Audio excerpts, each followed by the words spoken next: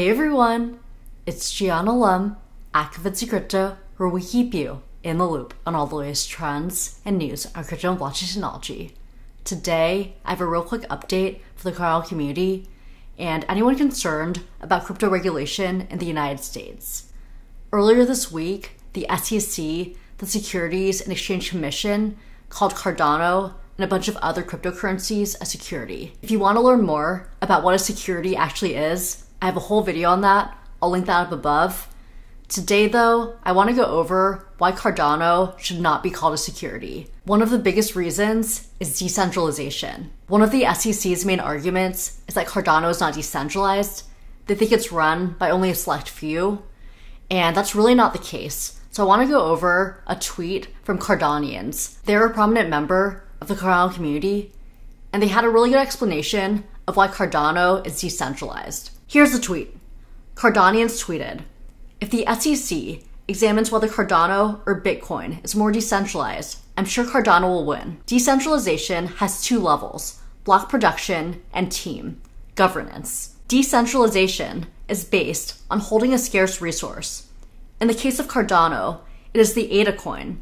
In the case of Bitcoin, it is the hash rate. Many people believe that decentralization can be measured by the number of nodes in a distributed network. This is a misconception, as decentralization requires protection against cyber attacks. A single entity can run thousands of nodes, almost for free. In the case of Cardano, we have a bunch of decentralized stake pools. There are over 3,200 pools registered in the Cardano network. Blocks are produced by about half of them. The 5 largest block producers have shares of 8%, 4%, 3%, and 2%.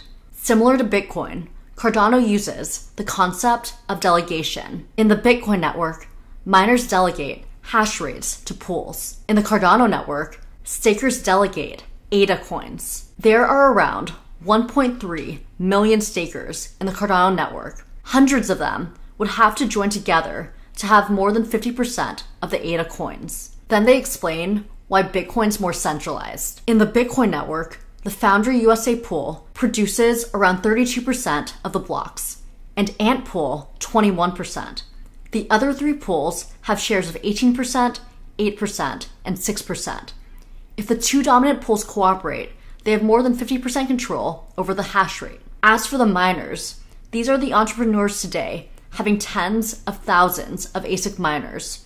It is estimated that the 50 or so largest miners collectively control over half of the hash rate. Every blockchain project has a team, a GitHub repository maintainer, and someone who signs off on new client releases. Every software project must have someone who manages the project and approves changes. There's no other way. Then they go over the people and teams behind each blockchain. Cardano is transparent and has 3 founding entities. The roles of IOG and Cardano Foundation are important. IOG is involved in the development of the protocol. When Satoshi Nakamoto left Bitcoin, he handed over management to Gavin Anderson. He subsequently founded the Bitcoin Foundation.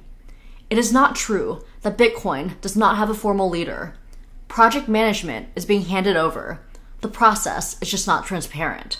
The last 10 BIPs have come from 2 developers, Andrew Chow and Peter Weil. Both of these developers work for the VC-backed company, Blockstream.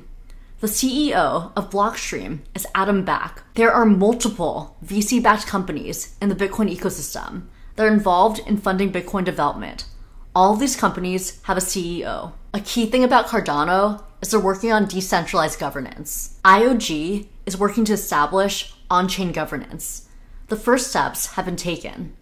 ADA holders vote on the distribution of ADA coins from the Treasury to fund projects in Catalyst. Meetings are being held around the world regarding SIP 1694. Entering the Voltaire era has been on Cardano's roadmap since the beginning of the project. The Cardano community in New York City is actually hosting a workshop this evening, and it's really nice to see how different communities around the world are doing their own thing in a decentralized manner. It's not just IOG that's taking control and organizing everything. They're actually making sure that the people have a voice in this. So in summary, in terms of block production, Cardano is orders of magnitude more decentralized than Bitcoin. In the case of governance, the projects are very similar. Cardano is more transparent and is moving towards on-chain governance. In the case of Bitcoin, there is censorship in the main communication networks. The governance process is less transparent. So you can zoom in here. On the left-hand side, we see Cardano. See, there's a lot more colors there. There's a lot more people involved. But for Bitcoin, on the right-hand side, there's only a few key players. So there you have it. The argument that Cardano is centralized has been debunked. Hopefully, the SEC understands that. They actually see the data and see the difference between Cardano and Bitcoin. A lot of folks in the Cardano space are fighting for crypto clarity. They're fighting for better legislation. I'll keep you posted though. I'll let you know what happens next with the SEC. Feel free to comment below though on what you think is going to happen next. That's it for us today. Feel free to like, subscribe, and comment your thoughts. Feel free to share this with your friends if you enjoy this content, and I'll see you next time, everyone. Bye!